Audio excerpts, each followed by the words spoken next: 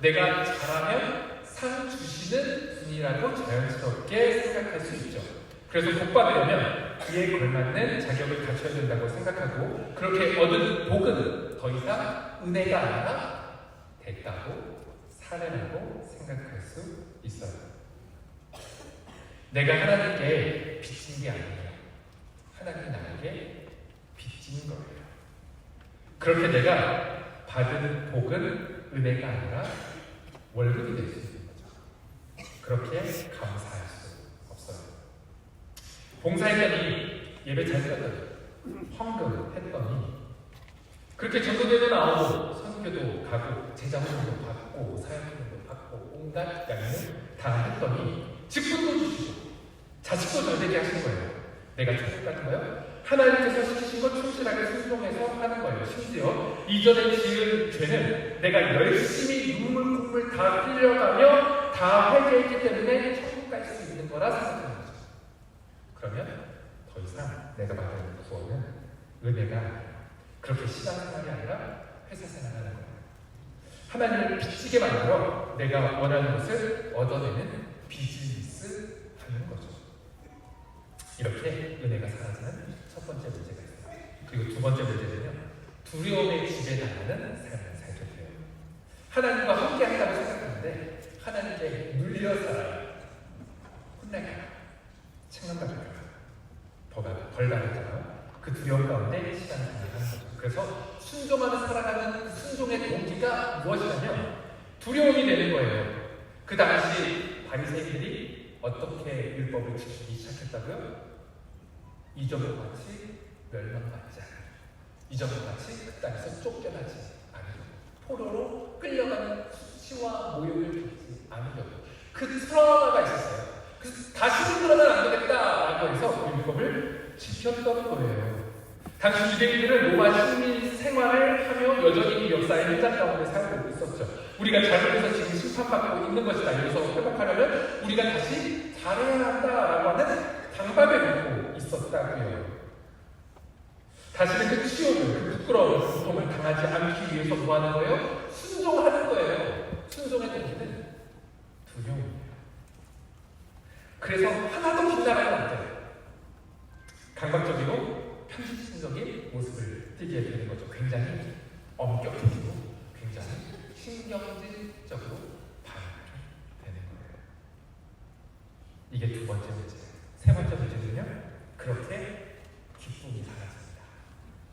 은혜가 사라지고 두려움이 지배당하며 그렇게 신앙생활하는 것은 기쁨이 사라져요. 은혜를 은혜로 여기지 못하고 감사를 하지 못하게 되면, 그렇게 두려움의 지배 가운데 살게 되면 우리의 정서가 배만하죠. 기쁨이 사라진다고요. 여유는 없어요. 자발적으로 하는 것은 없어요. 억지로 하는 거죠. 의무가 되는 거죠. 책임감 가운데 억눌려서 해요. 그렇게 행복과 평안을 잃어버리는 거죠. 기쁨은 사라지는 거예요. 마지막 결과적으로 네 번째의 큰 문제가 생기는데, 하나님에 대한 인식의 오해가 생깁니다.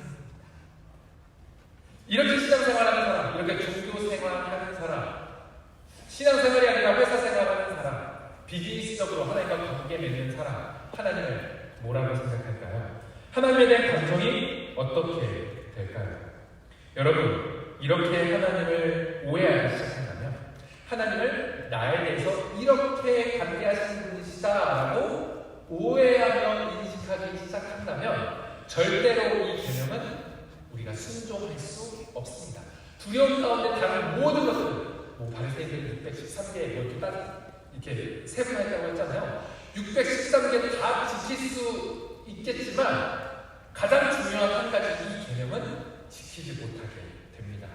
그 개념이 뭐냐면 신명기 6장 5절이죠. 너는 마음을 다하고 뜻을 다하고 힘을 다하여 여호와 하나님을 사랑하라. 내 하나님 여호와를 사랑하라. 이런 하나님은 절대 사랑할 수 없어요. 그 하나님은 두려워할 수 있겠으나 절대 경외할 수 없다. 이런 두려움 가운데 기쁨이 말라진, 은혜가 사라진, 감사가 사라진 그 감정으로, 그 정서로 하나님을 사랑할 수 없게 된다고요. 다시 니고데모로 와서요. 그는 왜 사회적으로, 정치적으로, 종교적으로 성공한 사람 중에 한 명이었는데 한밤중에 시골뜨기 한 청년을 찾아왔던 것일까요? 이렇게 하나님을 오해했기 때문입니다.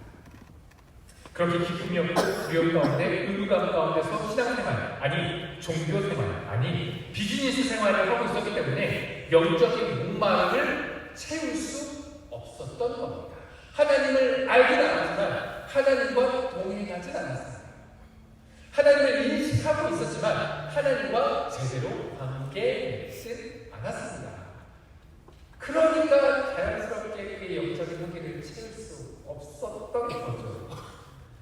여러분, 니고데모에게 있어서 문제는요, 그가 말씀을 몰랐다가 아니라, 그가 말씀을 순종하지 않았다가 아니라 하나님을 오해했다는 것에 있습니다. 그에게 기쁨이 없었고 감동도 없었고 감사도 없었고 그렇게 자발적인 순종도 없었고 그렇게 심령이 메말라져 있었던 것이죠.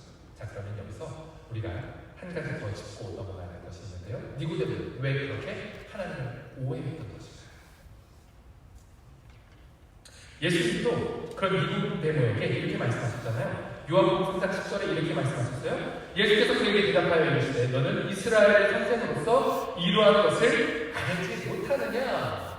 왜 이렇게 알지 못하냐? 답답한 가운데 예수님께서 이야기하십니다.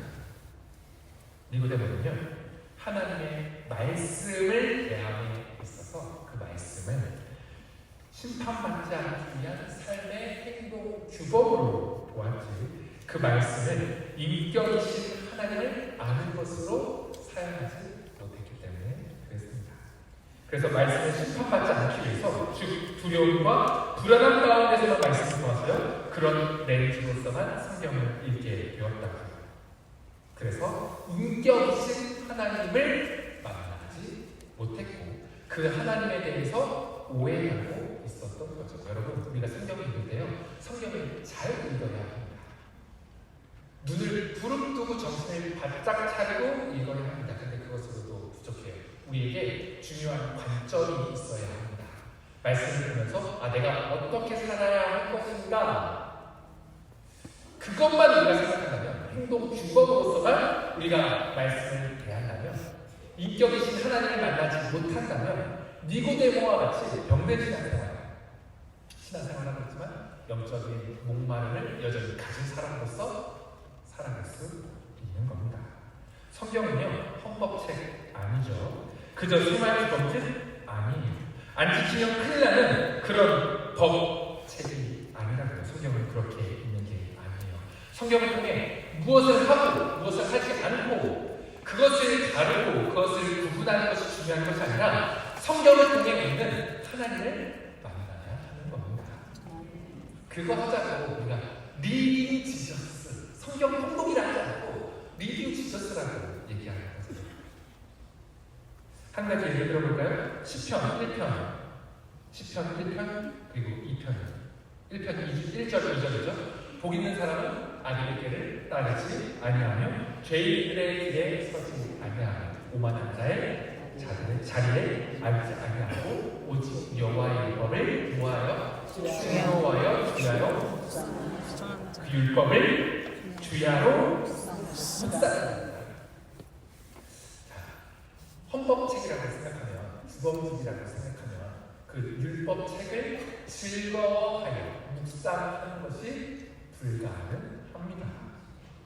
그 유지 피터슨이라고 하는 사람은요, 묵상이라는 걸 가지고 개가 뼈를 꿰듯이 계속 핥으면서 그렇게 씹고 뜯고 맛보고 즐기면서 놀듯이 율법을 묵상한다는 것이 바로 그런 일이다라고 설명했거든요. 그런데 생활 규범책을 보면서, 법조인들의 헌법책을 보면서 그렇게 할 수는 없는 거죠.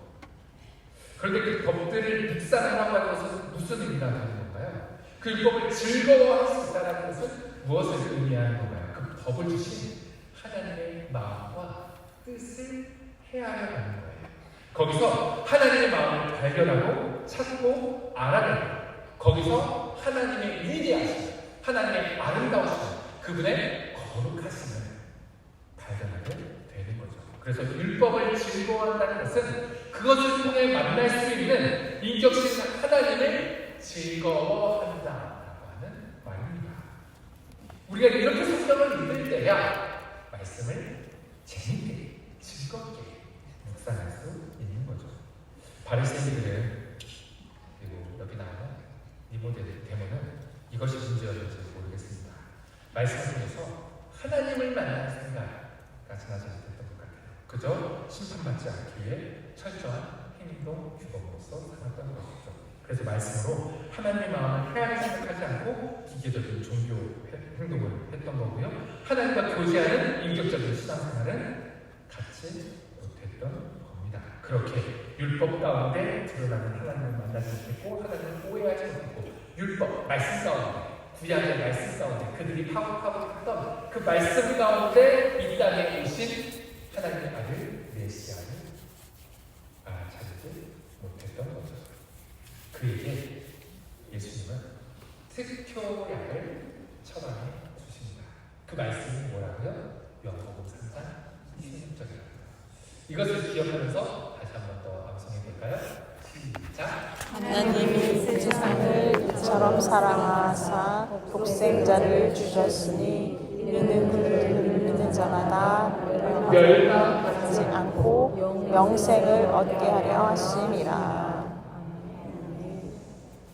뭘 말씀하세요? 하나님이 그의 아들 이 땅에 보내심은 심판하려고 하는 것이 아니다. 그들이 강박에 사로잡혔던 그 심판받지 않기 위해서, 벌받지 않기 위해서, 혼나지 않기 위해서, 책망받지 않기 위해서 순종했던 일을 살았다. 그것이 아니다라고 얘기하시는 거예요. 강조하세요. 그래서 우리가 암송하지 못했던 17절에 이 말씀을 강조하시는데요. 하나님이 그 아들을 세상에 보내신 것은 세상을 심판하려 하심이 아니요 그로 말미암아 세상이 구원을 받게 하려 하심이라. 그가 이런 오해를 갖고 있었기 때문에 심판하려고 하는 것이 아니다. 하나님의 마음은 심판하려고 두 눈을 부릅뜨고 지켜보고 있는 조금만 잘못하면 나와줘. 화가 나지 않는 게 아니다. 하나님 그렇게 너희들을 지켜보고 계시는 게 아니다. 하나님의 마음 그런 마음이 아니다. 어떻게 하면 살릴 수 있을까? 어떻게 하면 구원을 받게 할 수 있을까? 그런 사랑스러운 눈으로 바라보고 계신 분이 우리 하나님이시다.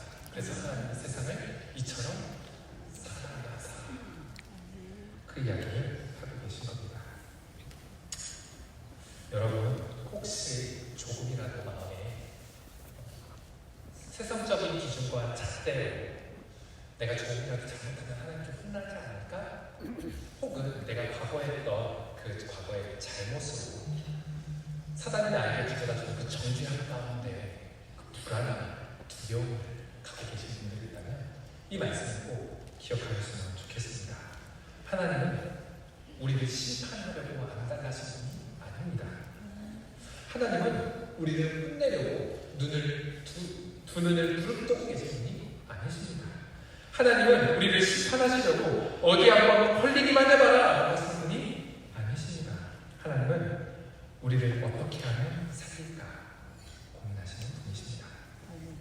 여러분 이런 시각으로 구약 성경을 보면 하나님의 마음이 전부 혼통 이런 이야기로 가득 차 있는 것을 볼 수 있어요.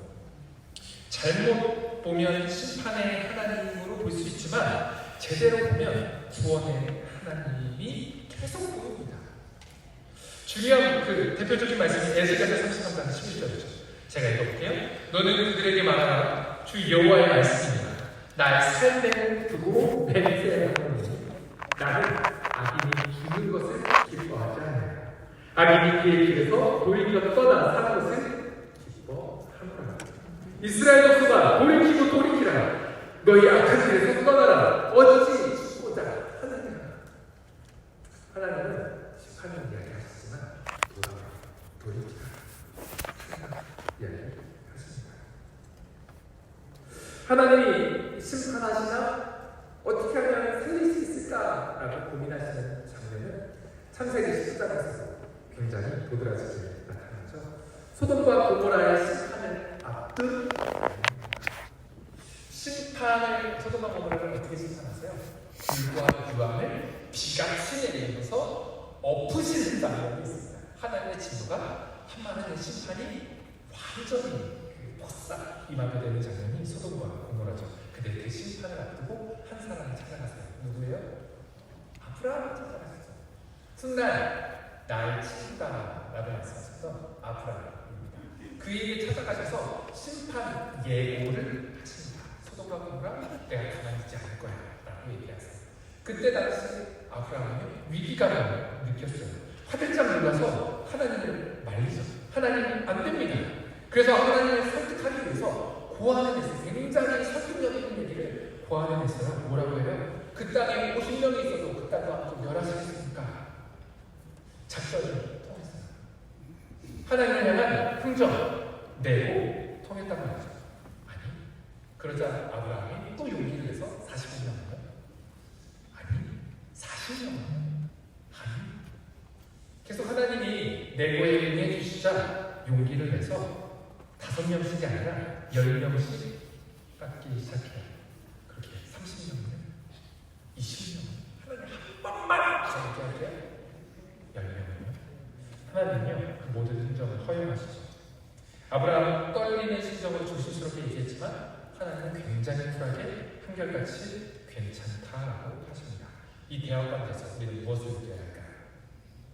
하나님이 심판하시려고 하는데 아브라함이 목숨 걸고 막아섰고 그렇게 애썼던 영혼, 우리도 하나님의 진노를 막아설 수 있는 하나님의 중보자로서 이 땅에 하나님의 심판이 임하지 않도록 하나님께 중보 기도하는 하나님의 화를 누그러뜨릴 수 있는 사람으로서 우리가 기도하며 살자라고 생각하면 성경은 잘못 있는 겁니다.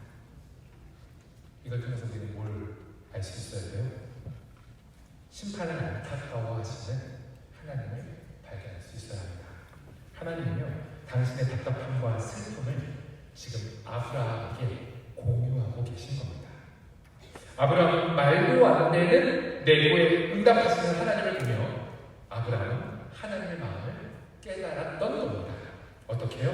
우리 하나님은요 어떻게 하면 심판할 수 있을까?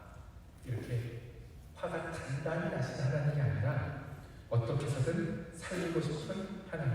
그런데 의인이 10명이 없어 심판할 수밖에 없는, 아니 의인이 단 한 명도 없어 심판할 수밖에 없는 그 안타까움을 가지신 하나님의 마음, 그 하나님의 마음을 아브라함은 깨닫게 된 것이고 우리는 그 말씀을 보며 그 하나님의 마음을 헤아릴 수 있게 되는 겁니다. 여러분 성경은요 이런 이야기로 가득 차 있습니다.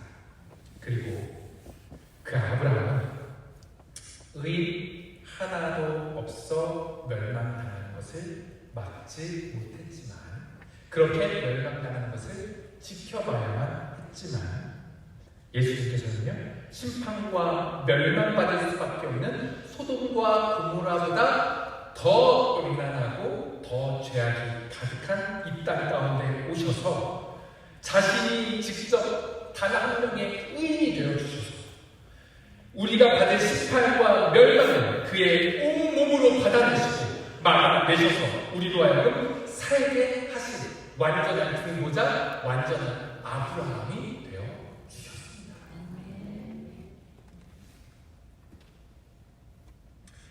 우리 하나님은요 우리에게 말씀하시는 거예요. 나는 너를 죽이려고 하는 자가 아니라 살리려고 하는 자다. 나는 너에게 불행함을 선물하기 위한 신이 아니라 어떻게 하면 행복하게 할 수 있을까? 내가 너에게 병을 주기 위한 신이 아니라 내가 너에게 어떻게 하면 건강하게 살 수 있을까? 내가 너에게 어떻게 하면 고통을 줄 수 있을까? 고민하며 고안하며 그것으로 안달나는 신이 아니라 내가 너에게 어떻게 하면 기쁨을 줄 수 있을까? 안달나는 신이 바로 나다. 나는 너를 사랑하는 하나님이다 라고 이야기하는 겁니다. 그렇게 니고데모에게 오해를 바라져가지고 계신 거예요. 하나님이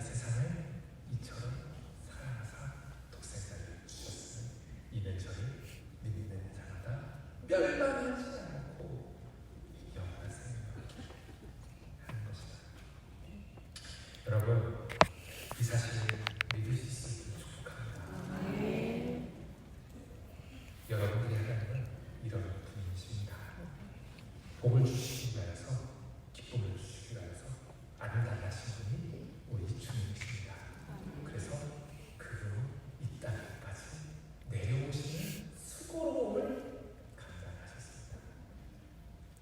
이것을 믿을 수 있다면 우리가 다음 단계도 나아갈 수 있는데요. 로마서 8장 31절 32절이죠. 그런즉 이 일에 대하여 우리가 무슨 말하리요? 만일 하나님이 우리를 위하시며, 만일 하나님이 우리를 위하시며 예수 그리스도를 이 땅에 보내시기까지 우리를 위하시면 누가 우리를 대적하리요? 자기 아들을 아끼시지 아니하시고 우리 모든 사람을 위하여 내주시니가 어찌 그 아들과 함께 모든 것을 우리에게 주시지 아니하겠느냐. 여러분, 이 땅에 살아가는 그리스도인들에게, 진짜 복음을 만난 사람들에게 하나님을 오해하지 않고 하나님에 대한 바른 인식을 가진 사람에게, 하나님이 나를 사랑하신다라고 하는 이 확신을 가진 사람에게 도드라지게 드러나는 특징이 있습니다. 무슨 특징인지 아세요? 겁을 상지 않는 겁니다. 겁이 없어요. 왜요? 그 하나님 나를 책임지시죠.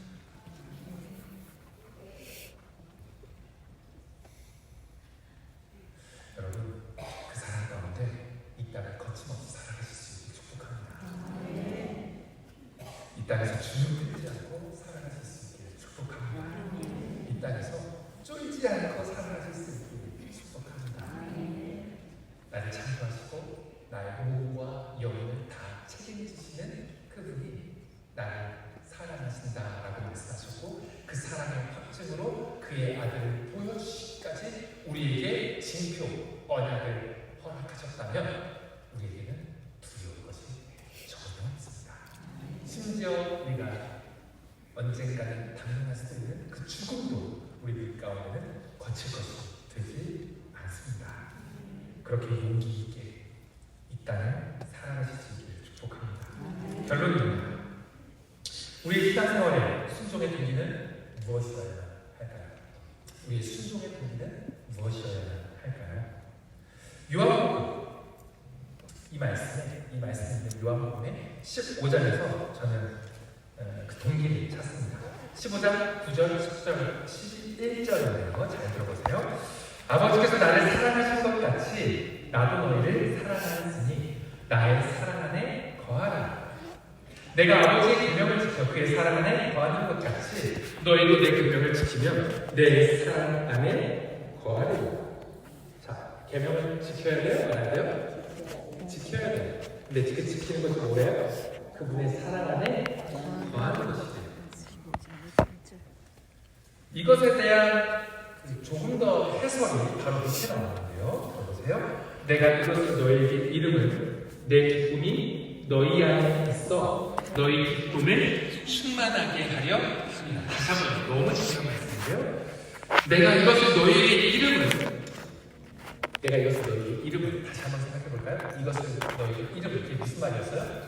내 사랑 안에 거하면 내 계명을 지키라는 얘기였죠. 근데 그것을 이름을 내가 너희에게 이야기하면 무엇이냐면 내 기쁨이 너희 안에 있어 너희 기쁨을 충만하게 하려 합니다. 우리 예수님이 이 땅에 오셔서 율법을 폐기하신 것이 아니라 하나님의 말씀을 우리들 가운데 완성시키셨습니다. 하나님의 말씀, 예수님이 우리들 가운데 새롭게 하신 그 율법의 이야기들, 조항들을 하나하나 듣고 보면 바리새인들보다 더하다는 것을 알 수 있습니다. 원수를 용서하는 것을 넘어서서 사랑하라고 합니다. 네가 맞으면 그대로 공격하는 것이 아니라 다른 방으로 돌려대라. 상대방이 너에게 착취하고 갈취하면 피하라가 아니라 속옷을 달라고 겉옷까지 가져서 주라고 이야기합니다. 굉장히 엄격한 말씀이죠. 근데 이 엄격한 말씀을 왜 우리들 가르쳐 주셨어요? 그렇게 살면 어떻대요? 우리에게 진짜 힘든 거예요. 여러분, 하나님을 오해하지 마세요. 하나님을 오해하면 우리가 순종하는 것에 대한 우리의 동기에 오류가 생깁니다. 하나님은 우리가 순종하는 것을 보면서 쟤네들 내 말 잘 듣네 라고 하며 존재감을 채우시면서 기뻐하시는 분이 아닙니다. 자신의 권위를 인정하는 것을 보면서 그치 내가 너에게 이런 존재야 라고 하면서 그 존재감을 채우시면서 기뻐하시는 분이 아니십니다. 그분 우리에게 말씀하세요. 순종을 요구하세요. 무엇을 위해서요? 당신의 기쁨이 아니라 우리의 기쁨입니다. 우리 주님은 무엇을 보고 기뻐하시냐면 우리가 기뻐하는 것을 보고 기뻐하시는 분이 우리 하나님이십니다. 그러지 않으셨다면 우리 주님이 이 땅 가운데 오시지 않으셨을 거예요. 그러지 않으셨다면 당신의 고통을 감수하시면서 기쁨을 잃어버리시면서 평안과 안식을 잃어버리시면서 영원한 그 아름다우신 위대한 영광을 포기하시면서까지 이 땅에 오시지 않았을 거예요. 너에게 기쁨이 될 수 있다면, 너에게 기쁨이 섞여져 있을 수만 있다면 이라는 마음으로 이 땅 가운데 오신 분이 우리 하나님 그분의 아들 예수 그리스도십니다. 이것을 아는 것이 중요합니다. 우리 하나님은요, 우리를 진짜 사랑하시는 분이세요. 당신의 기쁨을 위해서 우리를 사랑하시는 분이 아니라 우리의 기쁨을 보시고 기뻐하시는 분이 우리 하나님이십니다. 저는 이것이 복음의 아름다움이라고 생각합니다. 저는 이것이 우리 하나님의 아름다움이라고 생각합니다. 조건이 없어요. 우리가 진짜 기뻐하는 것을 보고 기뻐하세요. 거짓된 기쁨에 빠져있는 것을 슬퍼하시는 분이세요. 그래서 당신은 떠난 것에 대해서 가슴 아파하시죠. 왜요? 그곳에는 거짓된 기쁨이 있습니다. 거짓된 평안이 있습니다. 진짜 기쁨을 맛볼 수 있는 당신 품 안에서 누릴 수 있는 그 기쁨, 그것을 선물하시기 위해서 우리에게 말씀하시는 겁니다. 여러분, 우리 하나님의 사랑을 신뢰하여 주님의 마음을 오해하지 않고 신뢰하여 순종하실 수 있는 저와 여러분이 축복합니다. 그럴 때 진짜 기쁨이 있습니다. 진짜 평안이 있습니다. 그리고 그 안에서 누리는 행복을 보시면 우리 하나님 기뻐하십니다. 그렇게 이 땅에 하나님 나라로 사실 수 있는 그 하나님과 동행하실 수 있는 저와 여러분 되실 수 있는 예수님의 이름으로 축원합니다. 우리 앞에 이 좋은 나라를 찬양하실 수 있으면 좋겠습니다. 보자.